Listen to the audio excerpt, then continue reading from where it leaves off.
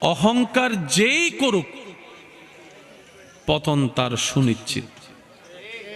কথা বলতে হবে। অহংকার যেই করুক পতন তার সুনিশ্চিত। এখানে আর কোনো দাড়ি কমার দরকার। ধৈর্য এবং শুকরিয়া যেই করুক নেয়ামত তার জন্য সুনিশ্চিত। সুবহানাল্লাহ বলি।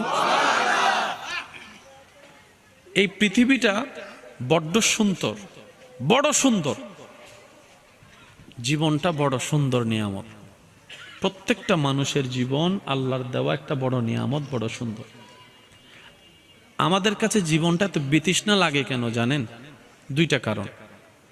এক নম্বর, আমরা জীবনদাতাকে নারাজ করে জীবনে চলাচল করি, সুখদাতাকে নারাজ করে সুখের সন্ধান করি।